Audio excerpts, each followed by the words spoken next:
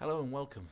Video is one of 3 in a tutorial series in order for users on the internet who are using a VPN client attached to a second router running DDWRT.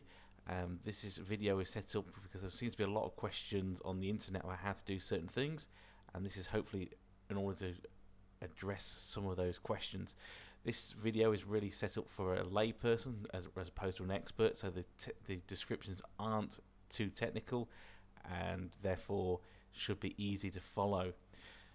The first video of the series is talking about how to connect 2 routers, one of them running an open VPN account and running DDWRT.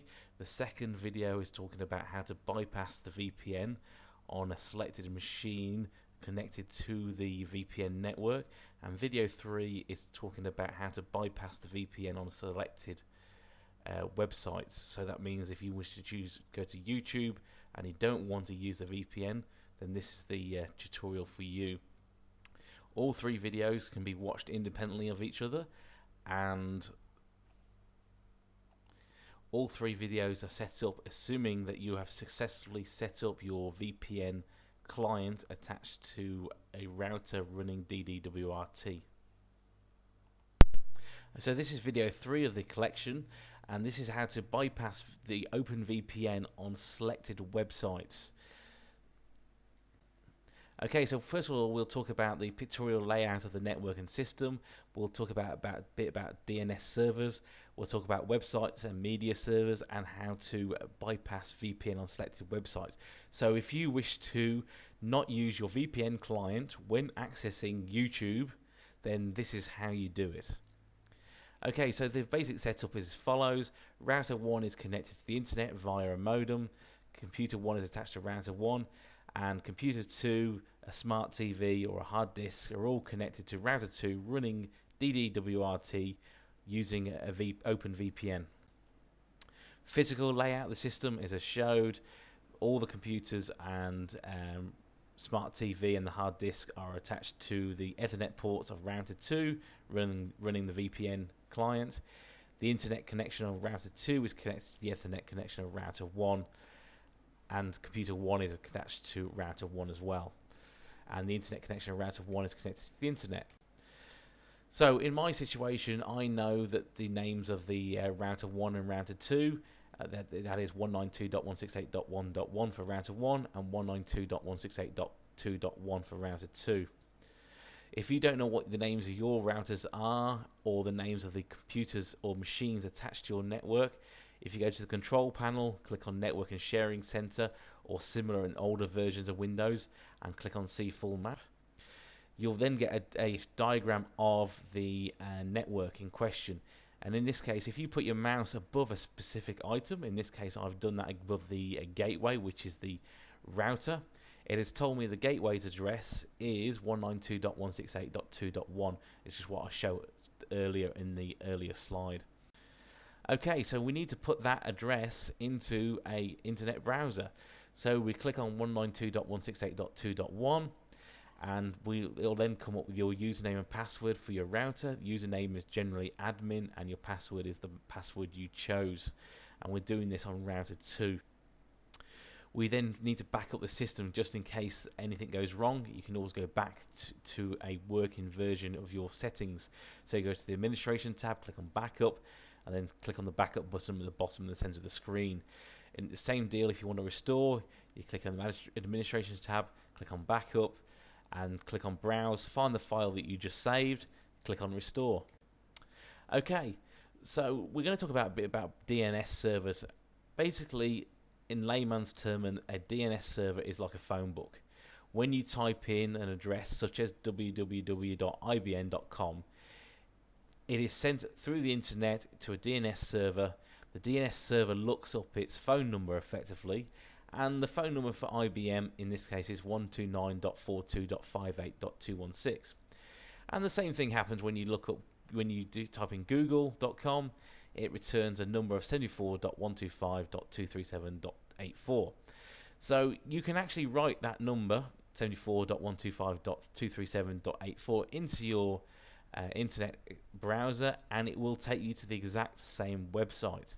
So how do you know what this phone number or IP address is for every website that you wish to bypass the VPN on? Well, the only way you can do it really is go to the commands prompt, or the DOS prompt as otherwise known, by just finding the icon in your start menu, or typing it into your as a command as CMD in the search programs file, and then you'll load up the DOS prompt. So this is the DOS prompt. We're not going to spend a lot of time in here. It's installed on every Windows PC, and all we're going to do is write in the following command: ping space www.ibm.com. It will then return a number, in this case 129.42.58.216. We need then to repeat that for Google, or even YouTube. So in this case we've taken YouTube, so ping YouTube and we get address of 173.194.35.2, and you'll notice there that YouTube and Google are interconnected because they're both owned by the same people. Okay, we go to our router again and go to our web interface on our router. We go to the administration tab, we go to the commands tab. If you've got something in your firewall already from video 1 or from video 2, then click the edit button. If you haven't, type directly into the commands text box. And what we're going to put into the commands text box is a hashtag or a pound sign, www.youtube.com, and then I have the IP route add 173.194.35.2 via 192.168.1.1, and then we repeat that again for IBM using the IBM's IP address. So what we're saying is here is if a machine attached to router 2 wishes to go to YouTube, then this is telling the router 2 to route it via router 1, because router 1 in my setup is 192.168.1.1, which is what I showed you at the very beginning of the presentation, and you can find that in your network neighborhood in Windows. So this is just reinforcing that the IP route add, in this case 129.24.58.216, is IBM.com, and via is router 1, which is called 192.168.1.1. Okay, so this is just to remind you that's how the routers are set up. You're saying that anything that's trying to access that website is sent via router 1 instead of going directly into the internet. So next thing we need to do is click on the administration tab and click on management and reboot the router in order for the for the firewall changes to take effect.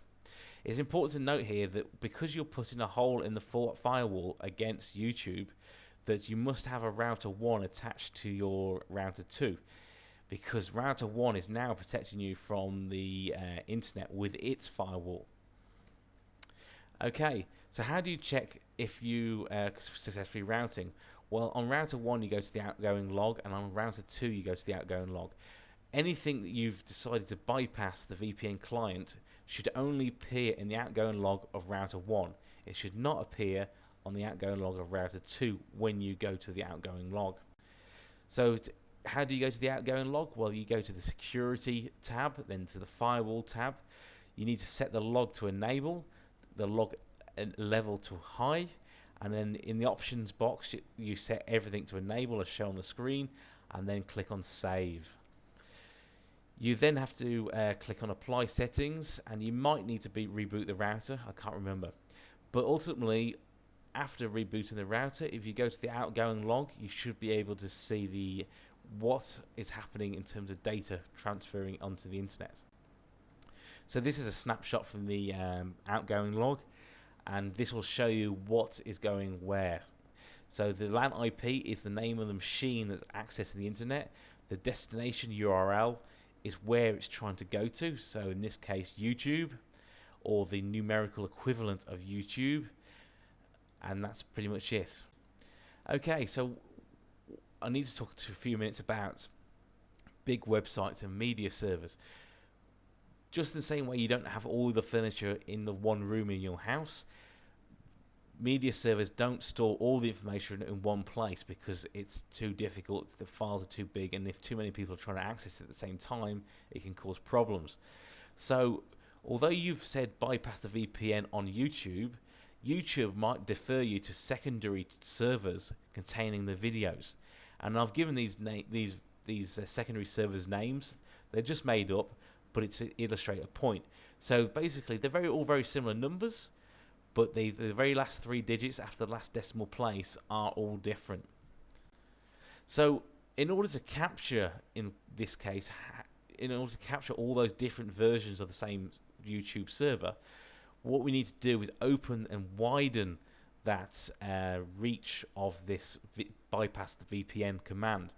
So we change it to IP route add via add 173.194.35.0/24, and that basically is a wildcard. It's saying that the .0 is a wildcard, and that means that any web address from 173.194.35.1 through to 173.194.35.254 is included in this rule, and 254 is the maximum number possible. Equally, if we want to cover the range even further, then we can put IP route add 173.194.0.0/16, and that then covers a range, a much more significant range, as indicated on the screen. Okay, so that means that now we've saved the firewall, and we've typed in what we need to bypass YouTube. In this case, as you can see there, I've gone for a much wider range in order to bypass the VPN for YouTube. Okay, don't forget to hit administration, management, and reboot router after saving your firewall and adding anything new into your firewall. Okay, so one of the ways you can check if your routing has been successful is going to set up advanced routing and show routing table. As you can see here, I have successfully bypassed the VPN on anything that's going to a web address of 173.194.wildcard.wildcard, and anything that was going to that IP address is going via router 1. Router 1's name is 192.168.1.1. Okay, so what you need to do is repeat this exercise as required. So as you can see there, in my case, I've written a number of lines, a number of options that you can put in there to best suit you. The only way you can establish if you've successfully captured all the VPNs, all of the web addresses you're trying to go to, for example for YouTube, is to remember to keep on going to the outgoing logs of router 1 and router 2. So if it's appearing on router 2's outgoing log, if something new appears on router 2's outgoing log, then you haven't captured everything. It should only be on router 1. However, there's an important point to make that sometimes adverts on visitors' website can make the build more difficult, because a website might have adverts specific to your country that you're using the VPN through, and then by changing that setting to not use the VPN, the servers for those adverts may change. So adverts might make this a little bit more difficult to do when you're looking at your outgoing log. The other important thing is to notice that YouTube, Google, and Picasa pretty much all use the same IP address range. Therefore, pretty much if you bypass YouTube on VPN, then you also bypass Google and Picasa. So that concludes this video. I hope it was useful to you. If you want some further information about where I got that command from, then you can look it up for yourself following the Strong VPN Look website as shown on the screen. I hope you watched the other 2 of the 3 videos, and I hope it was useful to you. Thank you very much.